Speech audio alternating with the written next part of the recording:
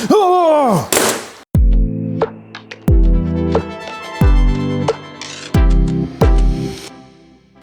Good morning, welcome back to the brewery on this very rainy, miserable, depressing November Sunday.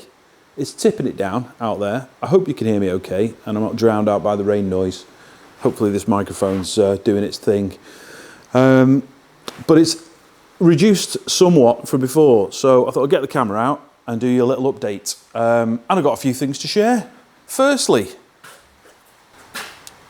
Fanny lives. It was the defrost heater. That's why it was erratic. It would be on for a day or two and then it would go for no reason. It would just trip the electrics and I couldn't work it out. But the only thing that was sort of cycling was the defrost heater, and I've disconnected it just to prove the concept, and it works. It's not switched off, so I need a new defrost heater for it. But I know it's been on for 4 or 5 days now without the defrost heater, so it's not the smartest thing to run it without one. But it has proved that it's not knackered, so I'm happy now. I've got all my hops in it, got my yeasts in it. It's steaming up because it's a bit damp in here, but hops and yeast, a few bottles of pop. Get a brewed, thank you, get a brewed. Bath Hass X, that's my Citra, that's how it comes in these big 5 kilo boxes. These are the 1 kilo packs from Get a Brewed, really good value, said before. And then a couple of pasties and a pint of milk. We're set for the day. As far as brewing is concerned, we're kind of all right at the moment. We've got Christmas coming, so obviously we'll see a little uptick, I think, through December. But January usually is, or usually last year, January was kind of dead for trade sales in cask and keg. So we've just brewed what we're brewing. Hopefully we can shift it through December. Here we've got Murgy Straight in cask and a few kegs here for canning, which I'll show you in a minute. We've got Cross Stout in casks because haven't done that one for a while. It's not the fastest seller, but it tends to sell better in the winter, we've found. And then in the cold rooms, which are also switched off at the moment and saving me a fortune, because it's 11 degrees in here, so I don't need it any colder for the cask. And we got Moston Dragon in there as well. But what I've been doing each brew is I've been kegging between 3 and 5 of everything. And the keg stock's in here at the moment, the remaining keg stock, carbonating, ready to put into can. I've got cans ready over there.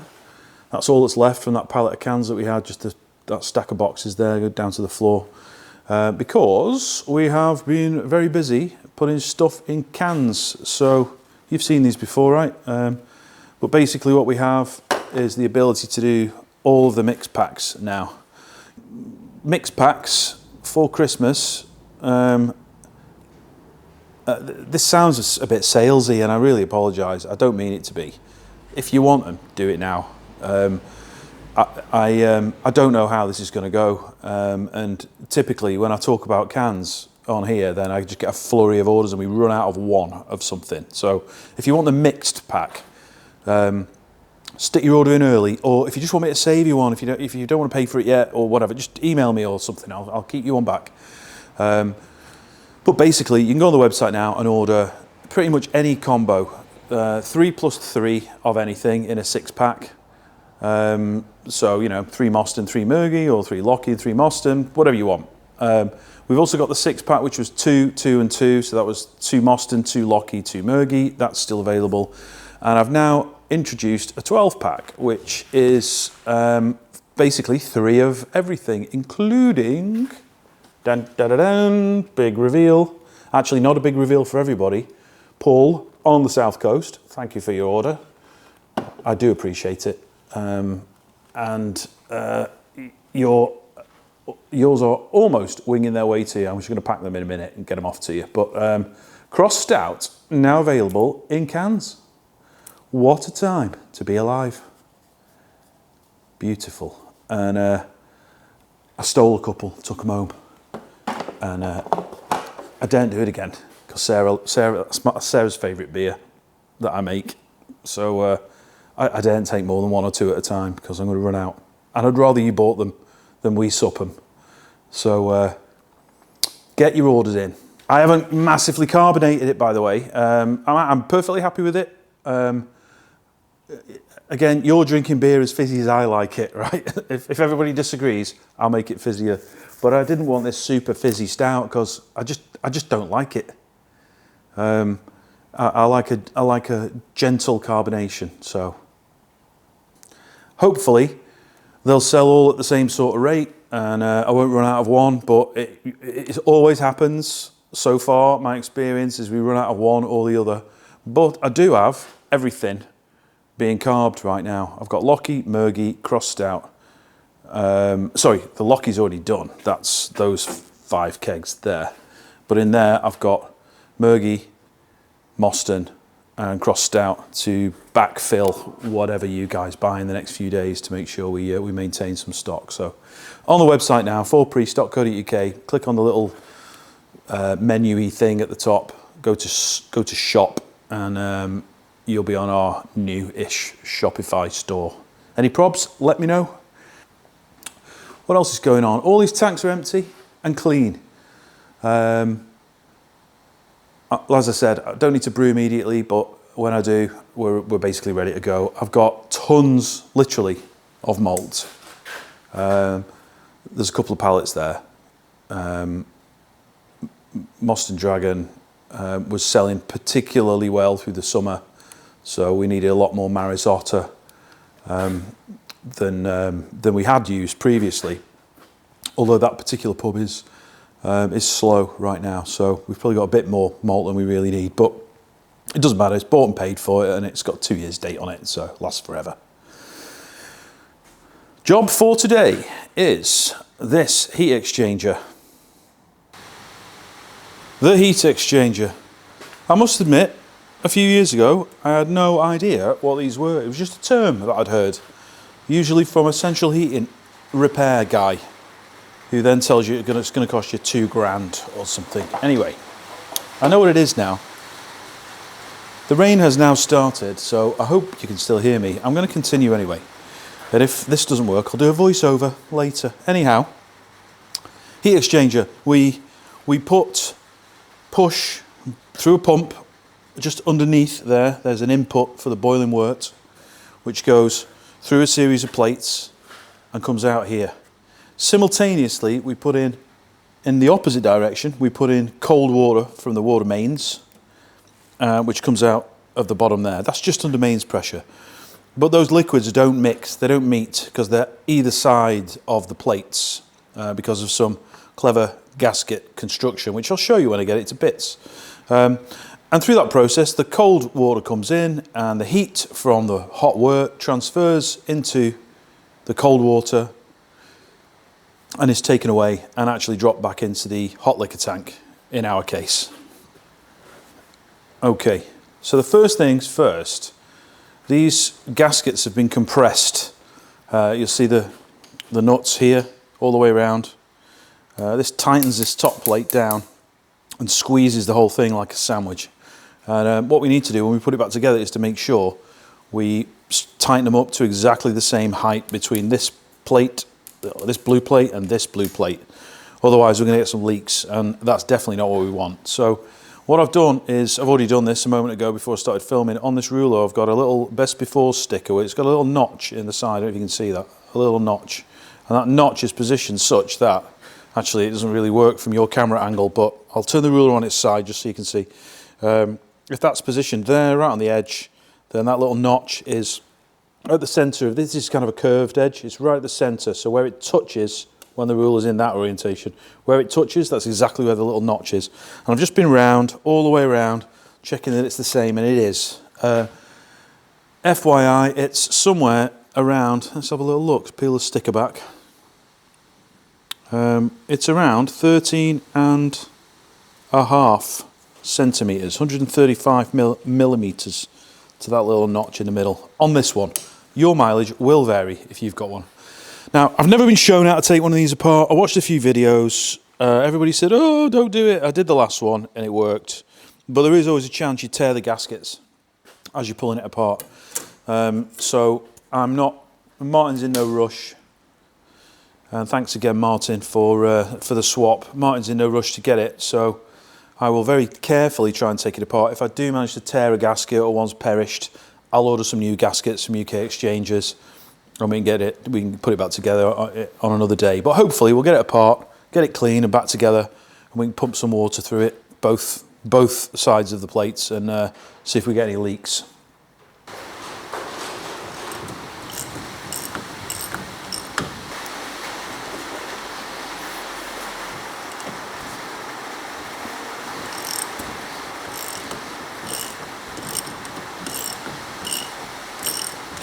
Oh! Right, that's all of them out of the top. I put it on its side so it was just easier to access the nuts. I'm just going to flip it over now, just carefully. I can see the plates are starting to come apart already, but we should be all right.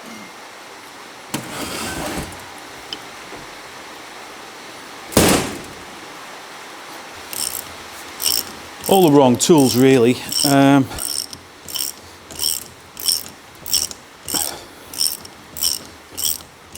But it'll do for once. If I was taking it apart all the time, I'd probably buy something more appropriate than a pair of grips and my dad's old socket set, which is what size is that? Mine are all too little Diddy Electronics ones. This is, I don't even know what size it is. 3 something to a what's it? Rusty as you like, these are. Look at that.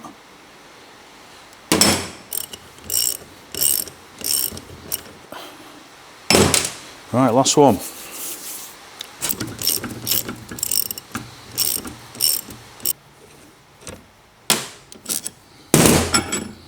Okay.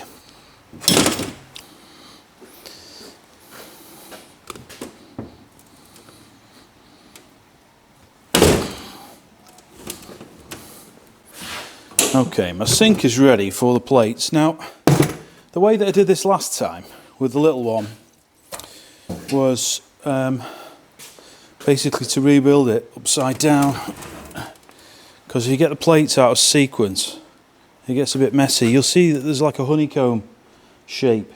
Whether you can see that or not, I don't know. Can we zoom? Yeah, we can a bit. There's like a honeycomb pattern, and if you break that pattern, you've got one in the wrong way around. So we'll try not to do that. So first things first, I'm going to try and just make sure this comes off without tearing anything. That looks all right. And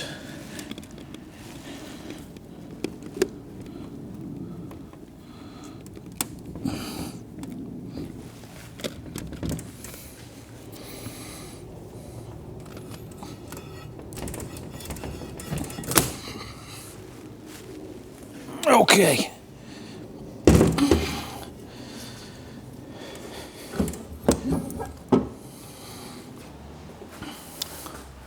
So this top plate I've just basically taken off and plonked it down, but we've got these two taped up ends here, but I can't push through the holes because of the tape. I'm just going to get the tape off if I can, one-handed like. I think Martin's put these covers on just to stop any goop leaking out, but it's stopping me from getting them out of the plate, so I'm just going to get that peeled off. Okay, there we go. So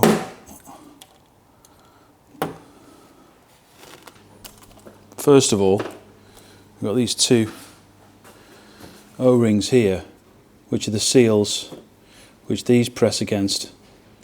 So it's important that they definitely are not knackered.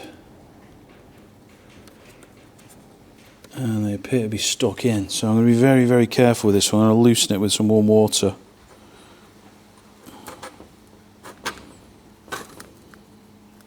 Oh, now we're, oh yeah.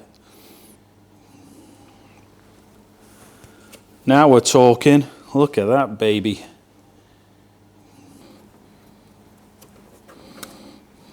So, number one. So we are that way up, on top of the stack. Right, these aren't looking too bad, you know. It's just little bits that have got trapped. I'm not gonna, you know, I could take these completely apart, give them a good scrub in the sink, caustic, and then put it all back together. But I'm going to give it a caustic cycle, a really hot one, actually, anyway. So I'm thinking I just get the solids off to allow the caustic solution to do its magic on the rest. And then we'll give them an acid rinse as well. But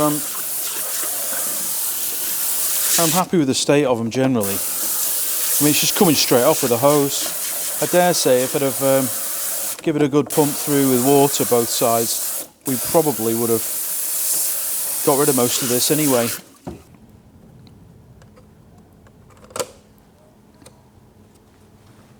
Yeah, and as I'm going down, there's less and less. Yeah, I'm happy with this. Just got to make sure we don't damage any seals. There's a bit more on that one underneath now I've said that.